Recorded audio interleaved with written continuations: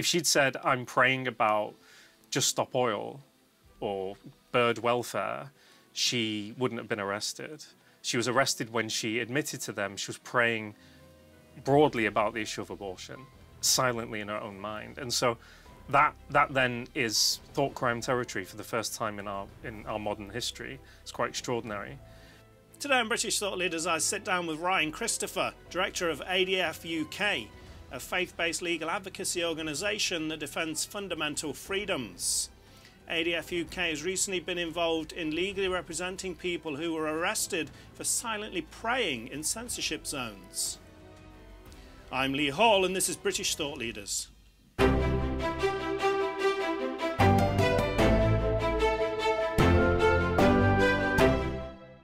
Ryan Christopher, thank you for joining us on British Thought Leaders. My pleasure. You tell us a bit about your organisation and what you do. Yeah, I'm part of the Alliance Defending Freedom. Ultimately, we're a global ministry, one of the biggest ministries in the world that does legal advocacy, defending the fundamental freedoms of all people. I think a lot of people, in colloquial terms, would understand us to be something like a human rights organisation. But I'll say from the off that, you know, what human rights are now is a highly contested concept. Particular rights have changed in practice through laws or through the courts over the last 20 years. And so the language of fundamental freedoms is a much more apt language. And that's because we're a Christian ministry as well. And so that means we believe that there are fundamental freedoms that predate any laws, that are built into creation, that are every person's right, simply because they're a human being. Fundamental freedoms like freedom to speak, freedom to practice your religion, parental rights to educate your children according to your values, the right to have a life from conception to natural death. All of these kind of fundamental freedoms that may or may not be recognised in laws or human rights, we're going to defend, and that's what we exist to do. And we do that in three ways. We advocate in the courtroom, so some people may have seen some of our cases. The UK charity, ADF UK, that I'm director of, we've recently had some around thought crime that I know we're going to discuss. So we defend people in court when we think it's strategic to do so. We work with legislators, civil servants to tackle the root causes of some of the laws that cause problems and interfere with people's fundamental freedoms. And we do a lot of training too.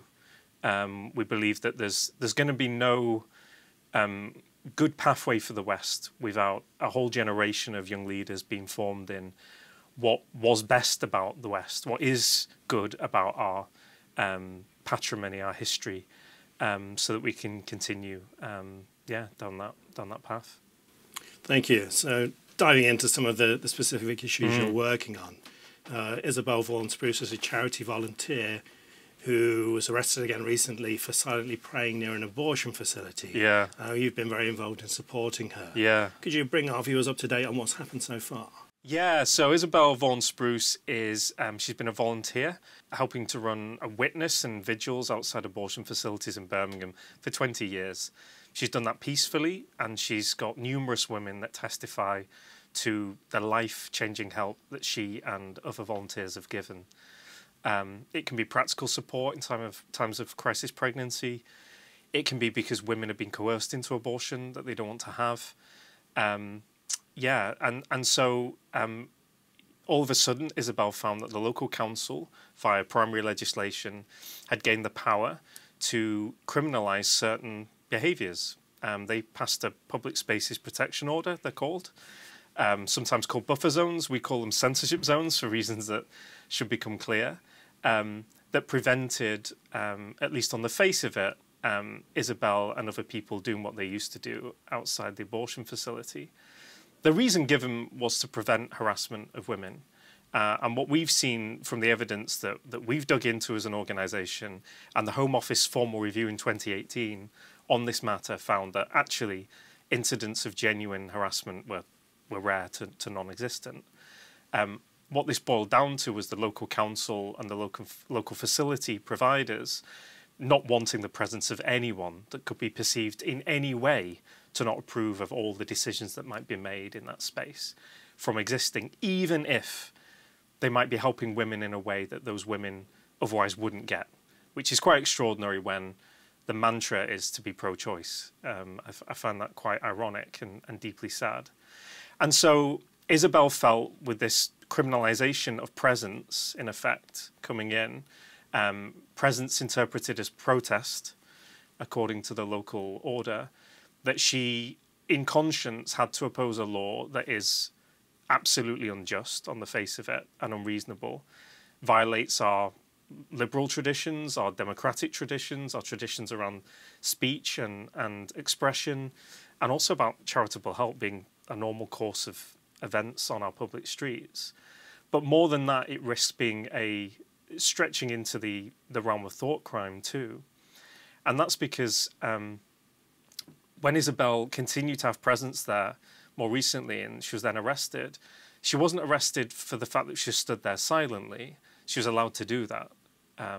She was arrested specifically because the contents of her mind were in part in relation to abortion, the issue of abortion. So the police asked her, "What are you thinking?" And she honestly responded. Yeah.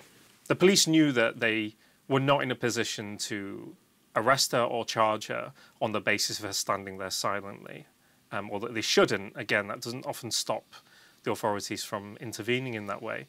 If she'd said, "I'm praying about just stop oil or bird welfare," she wouldn't have been arrested. She was arrested when she admitted to them she was praying broadly about the issue of abortion, silently in her own mind. And so that then is thought crime territory for the first time in our modern history. It's quite extraordinary. I'm not protesting, I'm not engaging in any of the activity. But you've said you're engaging in prayer, which is the offence. It's silent prayer. No, but you are still engaging in prayer. It is an offence. I disagree. Okay then. We contended that still that doesn't satisfy the wording of the local order, which is supposed to be all about actions that constitute protest. And what Isabel said to the police in both of her arrests was, "I'm not protesting right now. That's not what I'm doing. I'm stood here silently praying for people in my mind." The police wanted to interpret that as protest. People that don't like what Isabel believes want to interpret that as protest. And on the basis of a lack of evidence, her first arrest and charges were dropped. But as you've mentioned, she was arrested only a few days ago, again, for exactly the same activity.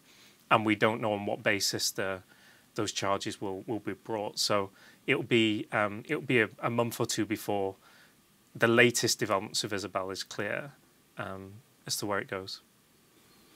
In the House of Commons, they passed a bill to criminalise forms of influence in these buffer zones. So influence being silent prayer and also consensual conversations. So this, as you've mentioned, brings in this concept of thought crimes, this kind of horribly Orwellian concept. What does this mean for our fundamental freedoms? You're not allowed to think certain things. Yeah, I think we're hitting that tipping point where people talk about, and I think this will come up a couple of times today, people talk about us being in a post-liberal age. And I think what happened in the House of Commons this week is a great illustrative example of, are we at that tipping point? In a liberal order, it would never be accepted as proportionate to remove presence, remove silent prayer, remove people offering charitable help with accurate information. So, the offer of accurate information is effectively criminalised with the way that this bill has gone. That no liberal order would see that as a proportionate removal of fundamental freedoms, both for people giving that help and people wanting to receive that help, when there is a way to prevent the criminal activity or the detriment that you're looking to solve through that law. The question here then is, in a liberal society, can you find a middle ground? Can you find a pragmatic ground that both prevents actual harassment but preserves fundamental freedoms, the freedoms that are the basis of a liberal democratic society, for those that say they want a liberal democratic society, right? And the European Convention and our legislation very much weights that we shouldn't be interfering with these fundamental rights of speech, assembly, etc., particularly because we need to protect democracy and the democratic order. So I think it's a really illustrative moment that MPs, for the sake of, I think, primarily saying, I'm ideologically pro-choice, or I don't want to be seen as ideologically anti-choice or anti-abortion, have been willing to throw some fundamental freedoms under the bus here in quite an alarming way. Yeah, that says something about where we are, the moment we're living in that sense. And also someone that's been involved in Westminster quite intensely for the last 7 years and has been a very interested observer for the last 20, I think there's been a big shift within the two houses as to how much weight the argument has that this is just a bad law, guys.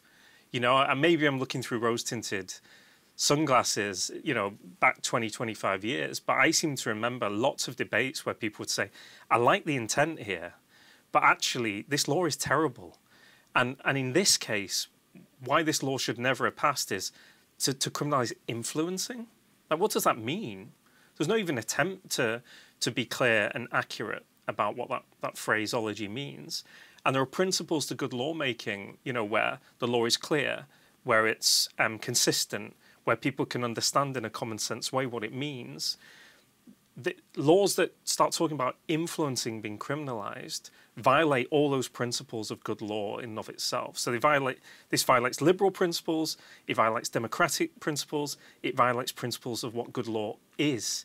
And it's really concerning that MPs that, on that basis alone, didn't reject this clause in the bill. And they had an opportunity on Monday to vote for an amendment that would have said, hey, we can have buffer zones. Andrew Lewer brought an amendment, very sensible amendment. You've got your buffer zones. It will ban harassment, as the criminal law already did, by the way, Lee.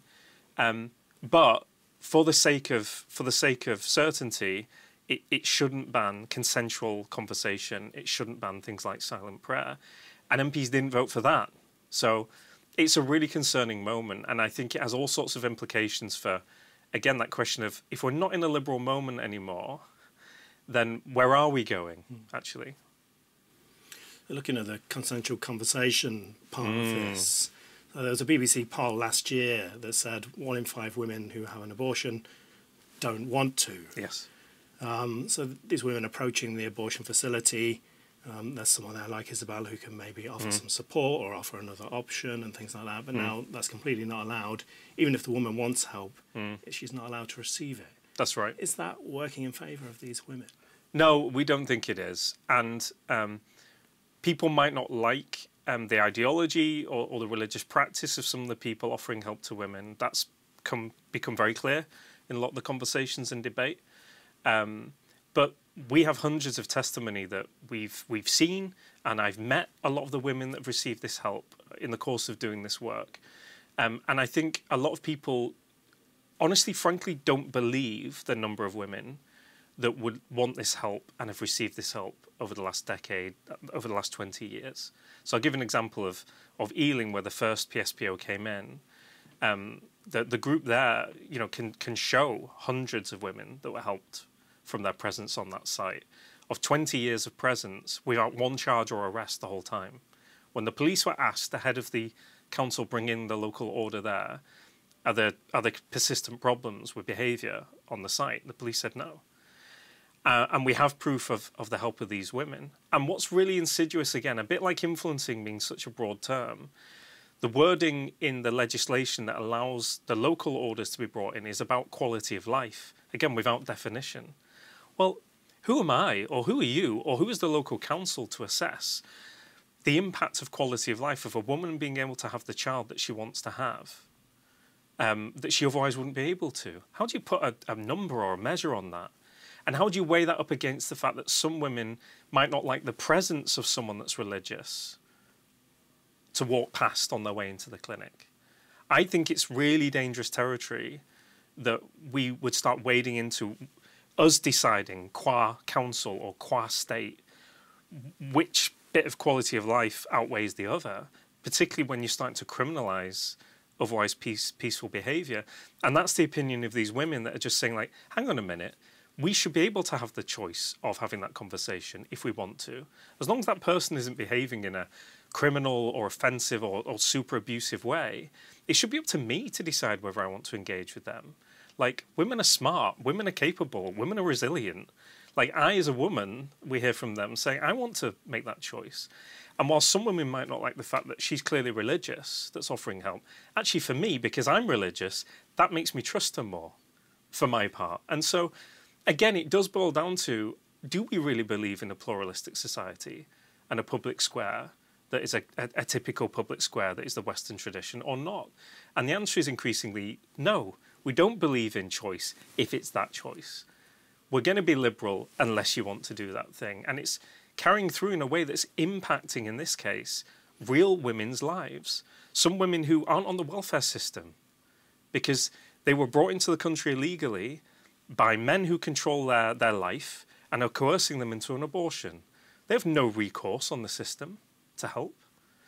So for those women, and even just that, like I said before, the notion that we would start to censor the ability of people to offer accurate even information to each other is really insidious. And so we believe that women have a right to get that information if they want it, and would be very surprised if there aren't challenges in the future along those grounds to these orders, where women are saying, hang on a minute, I have a right to receive information, not just from the facility, that have a financial interest actually in me taking a certain decision. I should be able to have the right to receive accurate information from someone else if I choose to do so.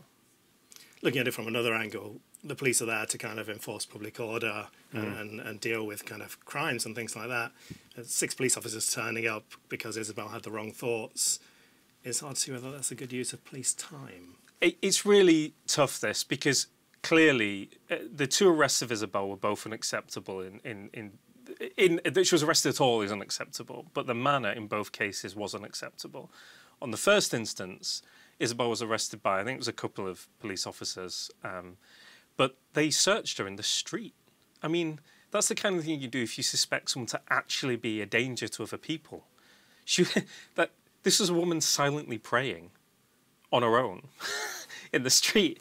And she was searched in the street, not even back at the station. That's it's extraordinary behaviour. They searched her hair more than once in the street. I mean, this is quite extraordinary. And the bail conditions she was given were that she couldn't basically have contact with a particular Catholic priest. I mean, they're the kind of bail conditions, again, you'd put on a terrorist or on someone that is abusing someone else in a regular way. You know, the police's approach to that first arrest was alarming and unacceptable. The second arrest, similarly, because, you know, we spoke to residents the day of the arrest who said, we've had serious robbery, we've had serious crime, we've had persistent issues in the local area, and we haven't been able to get the police to engage. And there's a woman stood silently praying, not bothering anyone, and 6 police officers all of a sudden are available to arrest her. That's not lost on the general public. And so the police could do themselves a bit of a favour here by not, acting in this manner. On the flip side, I must say that I do feel for the police officers caught in the middle of this, because although we don't believe that Isabel's actions broke the local order, I think it could be said that these laws are so fuzzy, so unacceptably fuzzy for all the reasons I've already discussed, that a police officer who's told that, you know, this woman is breaking the order, I can see why you might reasonably think in the moment, oh gosh, maybe she is breaking the local order. And I feel for police officers being increasingly stuck with laws like these local orders, like the new law that's going to criminalise influencing, like some of our other public order laws, where people being offended, they're being told they need to interpret offence as abuse, in effect. I do feel for police officers caught in these situations now themselves, because whilst the police do overstep on a fairly regular basis, in the case of Isabel's arrest number 1, I think they felt like they had no choice as individual officers, which is a terrible position to be in, particularly if you individually recognise, as is often the case, you can see it on the faces, that this is ridiculous, actually. What's happening here is ridiculous. And again, not to sound too extreme, but one of the ways that more totalitarian societies, less liberal societies, start to slowly spread culturally is that people are consistently put in positions where they know it's wrong and unreasonable, and yet they have to go through with it anyway. And that little bit in you dies. And that little bit of resistance to what is clearly wrong dies in order to be part of the system.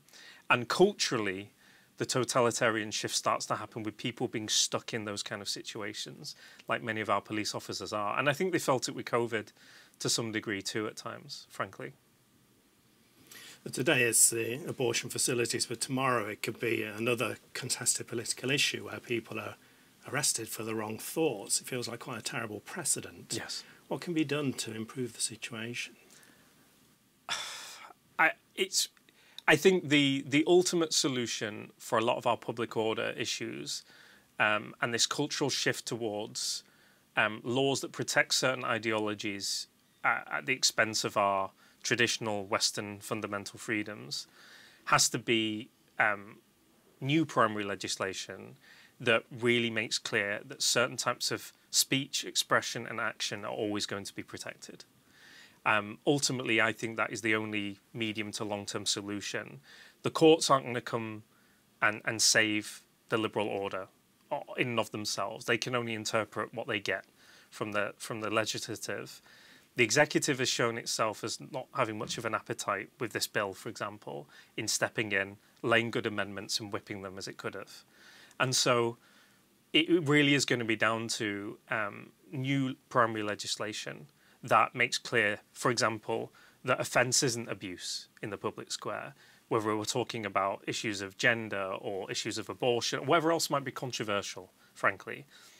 Chinese diplomats being offended by Hong Kong, protests near the embassy, whatever it might be, offence isn't abuse, and that certain thresholds of language and behaviour have to be protected. Our tradition is that particularly issues that are of emotive or social concern or particular political concern, the tradition of the European Convention is to protect that kind of behaviour and speech more, not less. And what we found is our legislation, like we've had this week, is doing the opposite. So we just have to reverse that trend in primary legislation. And my belief is that an omnibus free speech bill is the thing that is needed across online that's going to need fixing, because the online safety bill is going to be a big issue, I think, in a similar way, in the public square with regards to speech in the street. And maybe even, again, depending on where this conversion therapy bill goes, even with regards to the home too and the private space, that could be under threat. So a free speech bill is the simple answer. And then the long term, it's going to be training people for professions like being an MP or being in public office, where they understand why the European Convention was written the way it was, why the Universal Declaration was written with a balance of rights that it was, and how far we've gone from that and what that can mean. When you understand the pathway of societies going towards a more totalitarian bent, you can see the signs much more quickly. And I do fear that a lot of people aren't able to read the signs right now. Again, we're in a great position compared to our brothers and sisters in lots of countries, North Korea, whatever. But we should be reading those signs of the times. And moving on to a different subject, we've currently got 3 candidates racing for the leadership of the Scottish National Party, one of whom is Kate Forbes. There's been quite an outcry in the media that her traditional Christian views aren't compatible with politics. So what are your thoughts on that? It's really interesting because I think it shows a kind of a willful, probably at times, constitutional ignorance about who can do what in what position. Kate Forbes, as First Minister, of course, has an awful lot of influence, but her private beliefs as a Christian don't automatically translate into policy and law, particularly in a party that is incredibly progressive. Let's be frank, her party would not have it if she said, you know what, we're going to start legislating according to, conservative evangelical Christian morality. She knows that isn't going to wash. They know that isn't going to wash. That isn't how our constitutional settlement works. And so I do think that it's either a bad faith engagement or it's ignorance. And I hope it's ignorance rather than bad faith. Yeah, I think this again is a sign of, in a genuinely liberal democratic society, people would recognise that Kate Forbes is free to have those views, express those views publicly, and that you're capable of holding an office where those views can't affect what you do with it. And that is the way that our political system is set up. You know, I've been privy here in Westminster to be really pragmatic about it, to see that there have been times where prime ministers have wanted things from the civil service. Prime Minister, the top of the executive here in Westminster, wanted certain things to happen that are absolutely within their power to do, and middle-ranking civil servants have stopped it. Never mind top-ranking civil servants and other cabinet members. So the notion that someone who's a practicing Christian will somehow, you know, change the nature of society, as is being implied here, is just nonsense, frankly. And it shows that we're not in that liberal moment. You can believe whatever you want other than that. Conservative Christianity in the case of Kate Forbes. And we see different responses to that. I don't know if you remember the furore with Tim Farron, who, you know, left leadership of the Liberal Democrats.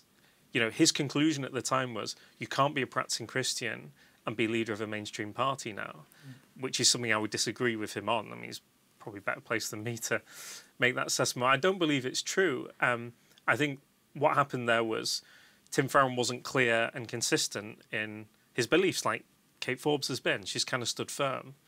I think what you find with this often is there's a bit of a media feeding frenzy, and they're looking for a show of weakness or acceptance that your view is somehow unacceptable to modern Britain. And I think the counterpoint around the same time was the way that Jacob Rees-Mogg handled it. Again, I'm not being party political here, it's just individuals and how they handled it. Jacob Rees-Mogg was ambushed on Good Morning Britain. It's quite a famous YouTube video. And he was supposed to be talking about Brexit. He was asked about abortion and about his Catholic beliefs. And he was very open. He just said, sorry, I believe life is sacred from conception through. I'm a practicing Catholic. Are you basically saying that you can't be a practicing Catholic and be in a senior cabinet position? Is that what you're saying? And I think that is probably the defensive approach that is the most common and effective right now for the people of faith, is to appeal to what's left of the liberal tradition of, hang on a minute, I'm going to reverse this. Are you saying that people of certain faiths can't be in political office? Because it's kind of on you to justify that position, not on me to justify the fact that I'm a practicing Christian, which is a pretty mainstream view in society. It's the biggest single block of belief that we have in this country that's a unified view. Are you saying that is beyond the pale somehow? And I think that's the moment we're in. It doesn't get you very far, but that's the defensive stance that appeals to the liberal tradition that we're seeing. I know there are the candidates, all respect to him, he's a practicing Muslim, and there doesn't seem to be the same worry that his views will affect his ability to lead the party. Do you think Christianity gets kind of a rough ride? I don't know, honestly. It's really interesting, this. I think with the candidate in question, I think he's proved his progressive credentials. So for him in particular, he's passed some of the most controversial and been at the heart of some of the most controversial legislation and policy that the SNP's had with regards to, you know, hate speech laws and parental rights related issues as well, and gender recognition. So he's been at the forefront of that. And so if Muslim belief in and of itself was a problem, he's proven himself to be the right kind of Muslim. Just as we're seeing people within the broad tent of the Church of England, like the Jane Ozanne, for example, who's very much on the progressive end. She's the right kind of Christian for some of the media and for some of the more progressive people within Westminster and politics. And so I think it's what are you? You have very orthodox Jews in this country who run schools, who I think have an incredibly hard time of it, frankly, right now. And then you have very liberal Jews who people wouldn't bat an eyelid over. I think the real way to see this, it's a bit like, is left and right a bit redundant now? I think whether the nominal title Christian, Muslim, Jewish is also a little bit redundant in the sense of, are you with the new dogmas? Are you in sync with the new liberal secular dogmas in this post-liberal moment, or are you not? And the fact that you are a Muslim or a Christian is kind of secondary to that primary way of seeing things, I think. On the Christianity versus other religions thing, more generally, I think people feel more comfortable critiquing Christianity because I think people feel more like they understand how it works and why it says what it says, even if they are quite ignorant of it at times. I've seen that often in the civil service. I've seen it often in the media. But I think people feel like they know what Christianity is. It's familiar and maybe breeds contempt because of that. With things like, you know, Islam and even to some extent Judaism, I think there's more commonly a sense of, I actually can't claim to understand how that works internally. And in that broadest sense, it's a bit more other. And therefore, I want to kind of respect the other, if that makes sense.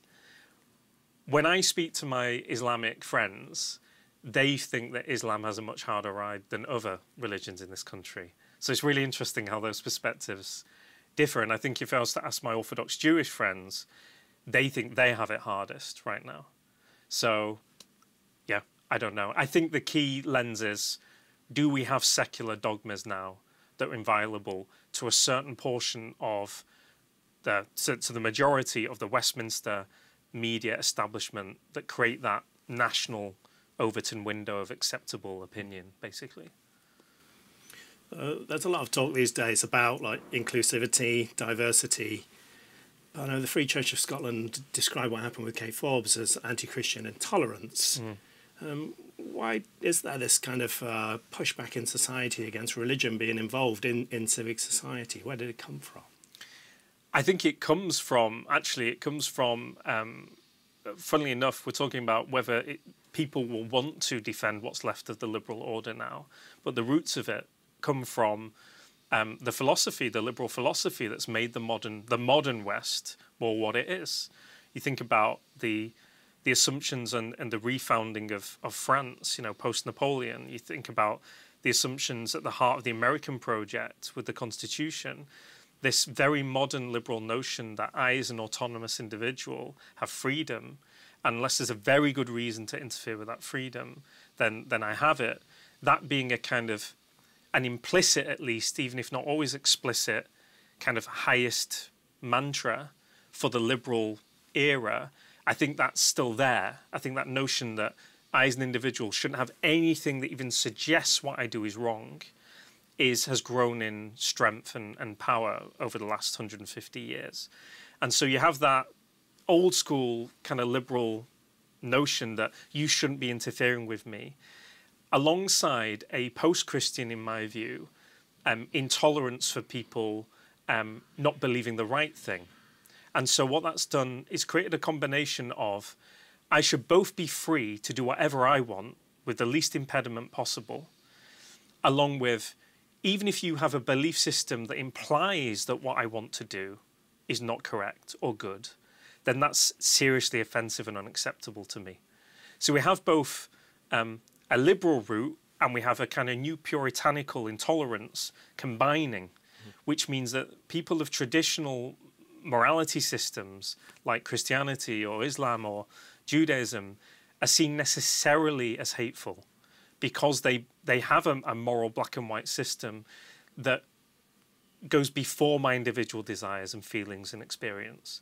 That's unacceptable. That cannot be tolerated, and it must be removed. And so that's why I think that's the root, and I think that's the current tension that we have right now. The organisation also does work on the free speech in universities. Can you talk to us a bit about that?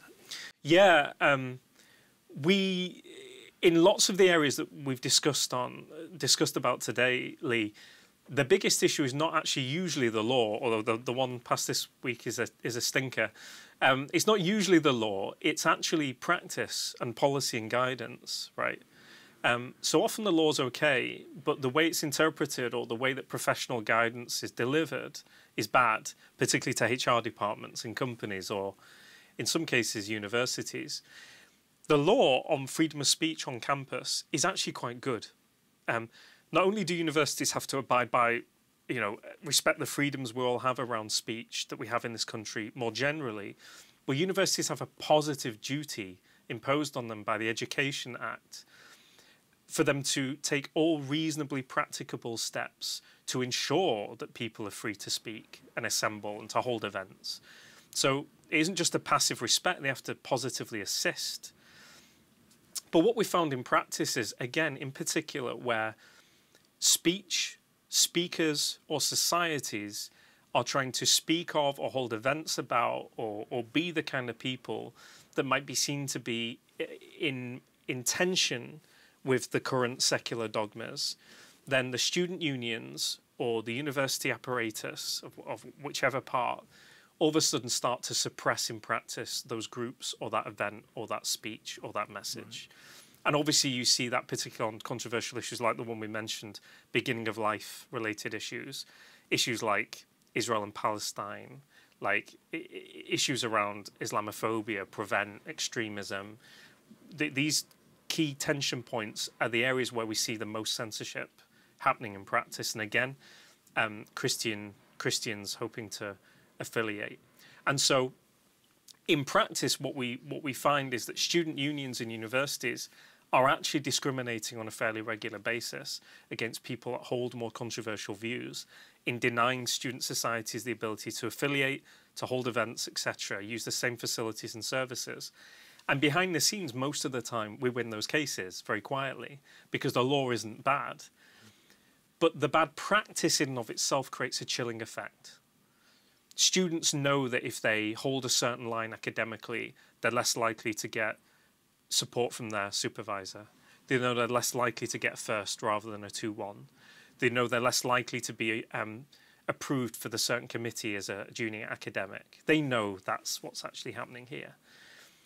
Students know that if they are, let's say, Christian and pro-life, to use one of the hardest spaces to be in, that the student union is likely to try and shut down their event, stop them having a Freshers' Fair stall, etc., etc. And what that does is it has that chilling effect on practice, that minority view is less likely to be aired. And so what we find is a lot of the work that organisations like us have to do is to say to people, no, your legal rights are quite strong, actually. It's practiced by the university and the SU that's bad most of the time. And we're here if you need us too. The good news is there's a new bill going through Parliament. It's been way too long delayed, that will strengthen students' rights to take a case against the university on the basis that the university is suppressing their free speech rights in and of itself. And that is a really welcome step forward. Again, universities sadly understand a legal letter a lot better than they understand an informal situation where students are saying, hang on a minute, this is unreasonable, surely this is discriminatory. Sadly, in our experience, it usually takes university lawyers to get involved to say, hang on a minute, what you're doing here isn't acceptable and you'll lose in court if you keep doing it. And so, along with strengthened powers of enforcement for the Office of Students and other regulatory bodies, this new bill should make universities and student unions more wary of behaviour that is clearly discriminatory towards minority views. Where the campus is, where our students are, if students are, therefore their society goes, basically. And we're talking about the cultural shift towards a less liberal and more totalitarian type of society. Well, one of the key ways that will happen is that in the place where you're supposed to be, most exploring new ideas, debating, putting your head above the parapet, that students are being taught and trained to be people that keep quiet for the sake of fitting in and for the sake of the system. And if you're doing that in your 20s, you're going to do it in the workplace too.